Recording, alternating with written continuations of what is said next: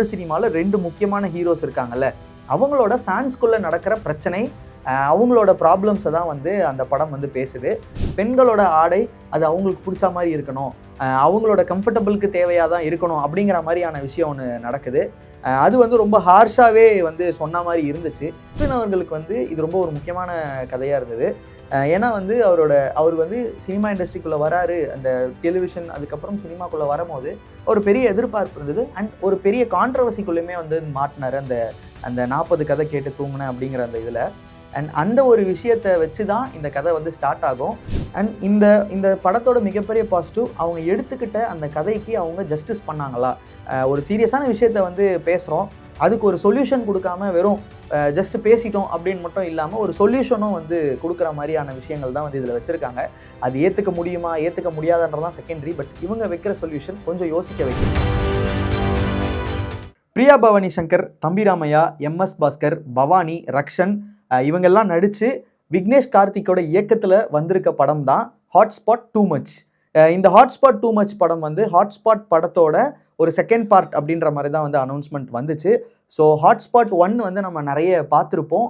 அதில் வந்து ஒரு 4 கதைகள் இருக்கும். எல்லாமே வந்து பார்த்திங்கன்னா இந்த சமுதாயத்தோட மித்து, அதுக்கப்புறம் பேசக்கூடாத விஷயங்கள், ரொம்ப தப்பு, இதெல்லாம் ஒதுக்கணும் அப்படிங்கிற விஷயங்களை வந்து பேசி நிறைய கான்ட்ரவர்சிஸ் ஏற்பட்டிருக்கு. ஸோ அந்த மாதிரியான ஒரு படமாக தான் இந்த பார்ட் 2 இருக்கும் அப்படிங்கிற மாதிரியான எதிர்பார்ப்பில் தான் நம்ம படமை ஸ்டார்ட் பண்ணோம். முதல்ல இந்த படத்தோட கதை என்னன்றதை பார்த்துடலாம். சேம் ஹாட்ஸ்பாட் 1ல் வந்து பார்த்தீங்கன்னா ஒரு டைரக்டர் ஆகணும்னு நினைக்கிறவர் ஒரு ப்ரொடியூசர் கிட்ட கதை சொல்லுவார். அவர் சொல்கிற 4 கதையை நமக்கு விஷுவலாக காட்டுவாங்க. இதே மாதிரி தான் வந்து இந்த ஹாட்ஸ்பாட் டூ மச்சும் வந்து ஸ்டார்ட் ஆகுது. பிரியா பவானி சங்கர் டைரக்டராக வராங்க. அவங்க ப்ரொடியூசர் கிட்ட வந்து 3 கதைகள் சொல்கிறாங்க. அந்த 3 கதைகளோட லைன்ஸ் என்னென்ன அப்படின்னா, முதல் கதை வந்து பார்த்தீங்கன்னா ரக்ஷன், ஆதித்யா பாஸ்கர், MS பாஸ்கர் இவங்க எல்லாருமே வந்து சேர்ந்து நடிச்சிருக்க படம் தான். இதோட லைன் என்னன்னா, 2 கண்டெம்பரரி ஹீரோஸ், அதாவது தமிழ் சினிமாவில் 2 முக்கியமான ஹீரோஸ் இருக்காங்கல்ல, அவங்களோட ஃபேன்ஸ்குள்ளே நடக்கிற பிரச்சனை, அவங்களோட ப்ராப்ளம்ஸை தான் வந்து அந்த படம் வந்து பேசுது. ஸோ எப்படி ஃபேண்டம் வந்து நிறைய பேரோட வாழ்க்கையை வந்து பாதிக்குது அப்படிங்கிற மாதிரி ஒரு கான்செப்டில் தான் அந்த ஃபஸ்ட்டு பாதி வந்து இருந்துச்சு. ஸோ இந்த கதையை வந்து பார்த்திங்கன்னா கிட்டத்தட்ட ஃபஸ்ட் ஆஃப் ஃபுல்லாகவே போயிருச்சு. ஸோ பிரியா பவானி சங்கர் கதை சொல்கிறாங்க. அந்த ஃபஸ்ட்டு கதை வந்து இதுதான். இந்த ஃபஸ்ட்டு கதையோட பேர் வந்து டியர் ஃபேன். இந்த கதை வந்து பார்த்திங்கன்னா இன்றைக்கி ஜென்ரேஷனில் ரொம்பவே ஒரு முக்கியமான கதையாக தான் இருக்குது. ஏன்னா இந்த ஃபேண்டம் வார்ஸ்ன்றது வந்து பார்த்திங்கன்னா இன்றைக்கி சோஷியல் மீடியாவில் பயங்கரமாக பூதாகரமாக இருக்கிற ஒரு மொமெண்ட் தான் இந்த டைமில். ஸோ இந்த மாதிரி ஒரு கதையை எடுத்து அண்ட் கிட்டத்தட்ட அதில் காட்டியிருக்க 2 ஹீரோஸுமே பார்த்திங்கன்னா நமக்கு ரியல் லைஃப்பில் அவங்க யார் அப்படிங்கிறது வந்து நமக்கு நல்லாவே புரியுது. என்னதான் பேரை வந்து ஒருத்தர் பேர் வந்து ராசா, இன்னொரு பேர் வந்து தாஹா அப்படின்னு வச்சுருந்தாலும் அவங்களுக்கு கொடுக்குற அந்த கேரக்டரைசேஷனாக இருக்கட்டும், அவங்கள காட்டும் போது சில அந்த படத்தோட போஸ்டர்ஸ்லாம் காட்டுவாங்கள்ல, அதுவாக இருக்கட்டும், இது எல்லாமே நம்ம ஊரில் இருக்கிற ஒரு டாப் 2 ஹீரோஸை தான் வந்து குறிக்குது. ரொம்ப ஓப்பனாகவே தான் வந்து சொல்லியிருக்காங்க. ஸோ சின்ஸ் இது வந்து ஒரு ஆந்தாலஜி ஸ்டைலில் வர படம் அப்படிங்கிறதுனால இந்த ஃபர்ஸ்ட் ஆஃப் செகண்ட் ஆஃப் அப்படின்னு வந்து நம்மளால் பிரிக்க முடியாது. ஸோ ஃபர்ஸ்ட் பாதியில் இதெல்லாம் நடக்குது. அடுத்த 2 கதையில் வந்து ஃபர்ஸ்ட் ஒரு கதை வந்து இன்டர்வல் முடிஞ்சோடனே ஸ்டார்ட் ஆகுது. அதில் வந்து பார்த்திங்கன்னா தம்பி ராமையா வந்து நடிச்சிருக்காரு. அதில் வந்து இந்த விமன் அவங்க போட்டுக்கிற அந்த ஆடை சுதந்திரம், அந்த ட்ரெஸ் கல்ச்சர், அதை பற்றி வந்து இந்த செகண்ட் ஹாஃபில் வர ஃபர்ஸ்ட் கதை வந்து பேசுது. இந்த கதையில் வந்து தம்பி ராமையாவோட பொண்ணு கேரக்டரை வந்து நடிச்சிருக்காங்க. அவங்க வந்து இதுக்கு முன்னாடி வாரிசு படத்தில் வந்து விஜயோட நடிச்சிருப்பாங்க. அவங்க இந்த ஆடை சுதந்திரத்தை பற்றி பேசுகிற நிறைய விஷயங்கள் வந்து பார்த்திங்கன்னா இன்றைக்கி நிறைய சோஷியல் மீடியாவில் பேசப்படுற ஒரு பொருளாக தான் இருக்குது. பெண்களோட ஆடை அது அவங்களுக்கு பிடிச்ச மாதிரி இருக்கணும், அவங்களோட கம்ஃபர்டபுளுக்கு தேவையாக தான் இருக்கணும் அப்படிங்கிற மாதிரியான விஷயம் ஒன்று நடக்குது. அது வந்து ரொம்ப ஹார்ஷாகவே வந்து சொன்ன மாதிரி இருந்துச்சு. நமக்கே படம் பார்க்கும்போது என்ன இவ்வளோ ஹார்ஷாக சொல்கிறாங்க அப்படிங்கிற ஒரு ஃபீல் தான் வந்தது. ஆனால் அந்த படத்தோட கிளைமேக்ஸ், அதோட அந்த சீக்வன்ஸோட அந்த எண்டு வந்து பார்த்திங்கன்னா தம்பி ராமையா சார் ஒரு பர்ஃபார்மன்ஸ் ஒன்று பண்ணியிருப்பார். அண்ட் அவர் சில விஷயங்கள் வந்து சொல்கிறது வந்து உண்மையிலே ரொம்ப அது அதர் ஹேண்ட் என்ன நடக்குது, நம்ம வந்து பெண்களோட ஆடை சுதந்திரத்தை பற்றி பேசும்போது அதோட இன்னொரு சைடு என்னவா இருக்குது, அது இன்னொரு ஆங்கிள் என்னவா இருக்குது அப்படிங்கிறத வந்து அவர் சொல்கிறது ரொம்பவே வந்து இன்ட்ரெஸ்டிங்காக இருந்துச்சு. அண்ட் இது முடிஞ்சதுக்கு அப்புறமா 3ஆவதாக ஒரு கதை வந்து நடக்குது. அண்ட் 2 கான்ட்ரவர்ஷியலான கதைக்கு அப்புறம் 3ஆவதாக என்ன கதை அப்படின்னு வந்து இந்த எதிர்பார்ப்பு இருந்தது. அதில் தான் வந்து அஸ்வின் அவர்கள் வந்து நடிச்சிருந்தார். அண்ட் பவானியும் வந்து ஒரு கேரக்டர் நடிச்சிருந்தாங்க. அஸ்வின் அவர்களுக்கு வந்து இது ரொம்ப ஒரு முக்கியமான கதையாக இருந்தது. ஏன்னா வந்து அவர் வந்து சினிமா இண்டஸ்ட்ரிக்குள்ளே வராரு, அந்த டெலிவிஷன் அதுக்கப்புறம் சினிமாக்குள்ளே வரும்போது ஒரு பெரிய எதிர்பார்ப்பு இருந்தது. அண்ட் ஒரு பெரிய கான்ட்ரவர்சிக்குள்ளேயுமே வந்து மாட்டினார், அந்த 40 கதை கேட்டு தூங்கினேன் அப்படிங்கிற அந்த இதில். அண்ட் அந்த ஒரு விஷயத்தை வச்சு தான் இந்த கதை வந்து ஸ்டார்ட் ஆகும்.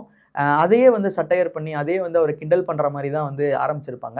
அதை ஸ்போர்ட்டிவாக எடுத்து அந்த அந்த அந்த போர்ஷனை வந்து ஸ்டார்ட் பண்ணது வந்து கொஞ்சம் ஒரு பாசிட்டிவாக தான் இருந்துச்சு. இந்த சீக்வன்ஸோட கதை என்ன அப்படின்னா, அஸ்வின் அவர்களுக்கு வந்து ஒரு ஃபோன் ஒன்று கிடைக்குது. அந்த ஃபோன்லேருந்து கால் பண்ணால் கிட்டத்தட்ட 2050 இருக்கிற ஒருத்தவங்க வந்து இவர்கிட்ட வந்து பேசுகிறாங்க. ஸோ இவங்க 2 பேத்துக்குள்ள ஒரு கான்வர்சேஷன் போகுது. அண்ட் அங்கே என்னென்னலாம் நடந்தது அப்படின்ற மாதிரி தெரிஞ்சுக்கிறாரு. ஒரு ஃபன் ஃபேக்டாக வந்து அந்த ஜென்ரேஷனில் அந்த 2050 வந்து பார்த்தீங்கன்னா அதில் ஒரு டைலாக் வருது. 2050 யாரோட ஆட்சி அப்படின்னா சிவகார்த்திகேயனோட ஆட்சி. அவர் தான் வந்து சிஎம்மாக இருக்காரு. எதிர்க்கட்சி தலைவர் வந்து விஜய் சேதுபதி அப்படின்ற மாதிரிலாம் வந்து வச்சுருந்தாங்க. 2050 வந்து தோனி வந்து இதுதான் கடைசி சீசன்னு சொல்கிறாரு அப்படிங்கிற மாதிரியான விஷயங்களும் அதில் வந்து ஒரு ஃபன் ஃபேக்டாக வந்து வச்சுருந்தாங்க. பட் ஜோக்ஸ் அப்பார்ட் அதெல்லாம் தாண்டி அந்த சீக்வன்ஸில் வந்து பார்த்தீங்கன்னா இவங்க 2 பேத்துக்குள்ள ஒரு பாண்ட் ஒன்று கிரியேட் ஆகுது. அது எப்படி வந்து அடுத்த கட்டத்துக்கு போகுது, ஃபியூச்சர் அண்ட் ப்ரெசென்ட்டில் இருக்கிறவங்க எப்படி லவ் பண்ணுறாங்க, அண்ட் அதை தொடர்ந்து ஒரு கிளைமேக்ஸில் ஒரு ட்விஸ்ட்டு, அதுக்கப்புறம் ஒரு ட்விஸ்ட்டு அப்படின்னு சொல்லி அந்த லாஸ்ட் போர்ஷனில் வந்து ஏகப்பட்ட ட்விஸ்ட் அண்ட் டர்ன்ஸ் வச்சு அந்த கதையுமே வந்து ஒரு இன்ட்ரெஸ்டிங்கான கதையாக தான் இருந்துச்சு. ஸோ இதுதான் வந்து இந்த படத்தோட ஓவரால் கதையாக இருந்தது. ஸோ ஒரு கதைன்னு சொல்ல முடியாது, ஒரு 3-4 கதை இதுக்குள்ளேவே இருந்துச்சு. முதல்ல இந்த படத்தோட பாசிட்டிவ் என்னன்னு பார்த்துடலாம். ஃபர்ஸ்ட் பாசிட்டிவ்ன்றது வந்து ஆந்தாலஜி படம் அப்படின்னு வரும்போதே வந்து ஒரு 3 கதை 4 கதை சேர்த்தாப்புல தான் நம்ம வந்து பார்ப்போம். அதுக்கு ஒவ்வொரு கதைக்குமே வந்து வேறு வேறு டைமென்ஷன்ஸ் இருக்கும். ஒரு கதைக்குமே வந்து எந்த ஒரு தொடர்பும் இருக்காது. அந்த மாதிரி தான் இந்த கதையும் இருந்தது. ஆனால் இதில் தொடர்பு வச்சுக்கிற மாதிரி என்ற கேரக்டரே வந்து பார்த்தீங்கன்னா பிரியா பவானி சங்கர் கேரக்டர். பிரியா பவானி சங்கருக்குள்ளே நடக்கிற கதையுமே ரொம்ப இன்ட்ரெஸ்டிங்காக தான் இருந்தது. அண்ட் இந்த படத்தோட மிகப்பெரிய பாசிட்டிவ், அவங்க எடுத்துக்கிட்ட அந்த கதைக்கு அவங்க ஜஸ்டிஸ் பண்ணாங்களா. ஒரு சீரியஸான விஷயத்த வந்து பேசுகிறோம், அதுக்கு ஒரு சொல்யூஷன் கொடுக்காம வெறும் ஜஸ்ட் பேசிட்டோம் அப்படின்னு மட்டும் இல்லாமல் ஒரு சொல்யூஷனும் வந்து கொடுக்குற மாதிரியான விஷயங்கள் தான் வந்து இதில் வச்சுருக்காங்க. அது ஏற்றுக்க முடியுமா ஏற்றுக்க முடியாதுன்றலாம் செகண்டரி. பட் இவங்க வைக்கிற சொல்யூஷன் கொஞ்சம் யோசிக்க வைக்குது. அண்ட் இந்த படத்தோட மிகப்பெரிய பாசிட்டிவ், இதில் வந்து நிறைய கேரக்டர்ஸ் வந்து இருக்காங்க. ஸோ எல்லா கேரக்டர்ஸ்க்குமே வந்து ஈக்குவல் இம்பார்ட்டன்ஸ் இருக்குது. எல்லாருமே வந்து ரொம்ப நல்லாவே பண்ணியிருந்தாங்க. அண்ட் இந்த படத்தோட ரைட்டிங், மெயினாக இந்த படத்தோட ரைட்டிங் வந்து பாசிட்டிவ்னு சொல்லலாம். ஏன்னா அவங்க ஒவ்வொரு விஷயத்தையுமே வந்து சும்மா பேருக்கு இது நம்ம பேசணும், இது வந்து கான்ட்ரவர்சி ஆகும், இது வந்து எடுத்துக்குவோம் அப்படின்லாம் இல்லாமல் ரொம்ப ஜென்யூனாகவே அந்த சொல்யூஷன் அந்த பிரச்சனை அது என்னவா இருக்குது அப்படிங்கிறத வந்து ரொம்ப நல்லாவே வந்து எழுதியிருந்தாங்க. அண்ட் மியூசிக் இந்த படத்தோட இதுக்கு என்ன தேவையோ அது ரொம்ப பர்ஃபெக்டாக இருந்தது. சினிமாட்டோகிராஃபியுமே என்ன இந்த படத்துக்கான தேவை இருக்கோ அந்தந்த டைமுக்கு அந்தந்த மாதிரி இருந்துச்சு. ஸோ ரொம்ப ஆச் பூச்சுன்னு இல்லாமல் ரொம்ப சட்டிலான பர்ஃபார்மன்ஸ் தான் வந்து இதில் டெக்னீஷியனாக எல்லாருமே பண்ணியிருந்தாங்க. அடுத்தபடியாக இந்த படத்தோட நெகட்டிவ்ஸ் என்னென்னா, இது வந்து ஒரு ஆந்தாலஜி படம் அப்படிங்கிற போது எல்லா கதையுமே வந்து ரொம்ப கிறிஸ்பாக இருக்கணும், எல்லாமே வந்து டக்குன்னு மனசில் வந்து பதியணும் அப்படிங்கிற மாதிரியான கதைகளை தான் சூஸ் பண்ணுவாங்க. பட் இது எல்லாத்துலேயுமே வந்து அந்த ஸ்க்ரீன் பிளே வந்து கொஞ்சம் இது எல்லாத்துலேயுமே அந்த ஸ்க்ரீன் பிளே வந்து கொஞ்சம் அங்கங்கே வந்து லேக் இருந்த மாதிரி இருந்தது.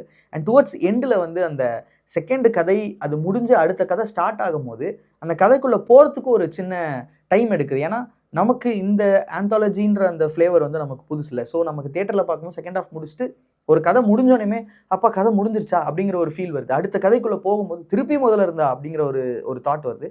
பட் இதெல்லாம் இந்த மைண்ட் செட்லாம் இல்லாமல் இது ஒரு ஆந்தாலஜி படம், இதுக்குள்ளே ஒரு 3 கதை இருக்குது. ஸோ இது எப்படி இருக்குது அப்படிங்கிறத வந்து நம்ம பார்க்க போகிறோம் அப்படின்னு அந்த மைண்ட் செட்டில் போனீங்கன்னா கண்டிப்பாக வந்து இதெல்லாம் வந்து ஒரு பெரிய மிஸ்டேக்காக தெரியாது. அண்ட் அடுத்தபடியாக இதில் இவங்க சொல்லப்படுற சொல்யூஷன் இந்த காரணம் அப்படிங்கிறது வந்து பார்த்திங்கன்னா கொஞ்சம் செயற்கையாக தான் இருக்குது. இந்த படத்துக்கு என்ன தேவையோ அதுதான் அதில் இருக்குது. இன்னும் கொஞ்சம் இன்டெப்த்தாக எழுதி இன்னும் கொஞ்சம் அதை வந்து ரொம்ப பிலீவபிளாக காட்டியிருந்தோம் அப்படின்னா கொஞ்சம் மனசோட கனெக்ட் ஆகிற மாதிரி இருந்திருக்கும். எக்ஸப்ட் அந்த தம்பிராமையா அந்த போர்ஷன் தவிர பேசப்பட்ட எல்லாமே வந்து கொஞ்சம் செயற்கையாக இருந்த ஒரு ஃபீல் இருந்துச்சு. பட் அது வந்து இந்த படத்தை ஒரு பெரிய பாதிப்பாக ஏற்படுத்தாது. பார்க்கும்போது ஒரு டிஸ்கஷனை க்ரியேட் பண்ணும். இதுலேயே வந்து அந்த படத்துலேயே ஒரு டைலாக் சொல்லியிருக்காங்க, எல்லாத்துக்குமே சொல்யூஷன் கொடுக்கணும்னு அவசியம் இல்லை, ஒரு ஆழமான டிஸ்கஷனை ஏற்படுத்தினா அந்த படம் வந்து சக்ஸஸ் அப்படிங்கிற மாதிரி. ஸோ ஓவராலாக இந்த ஹாட்ஸ்பாட் டூ மச் படம் எப்படி இருக்குது அப்படின்னா, நிறைய இன்ட்ரெஸ்டிங்கான ஐடியாஸ் எல்லாம் எடுத்துகிட்டு வந்து அதை ஒரு புட் டுகெதர் ஒரு 3 கதையாக 4 கதையாக நமக்கு ப்ரெசென்ட் பண்ணது வந்து பார்த்திங்கன்னா உண்மையிலே வந்து நல்ல ஒரு அட்டெம்ப்ட். ஸோ கண்டிப்பாக இந்த படத்தை அந்த அட்டெம்ப்ட்காக போய் ட்ரை பண்ணி பார்க்கலாம். ஸோ இப்போ நீங்கள் பார்த்துட்டு இருக்கிற இந்த ரிவ்யூ வந்து இது என்னோட ஒப்பீனியன். உங்களோட ஒப்பீனியனை வந்து நீங்கள் கமெண்ட் செக்ஷனில் சொல்லுங்கள்.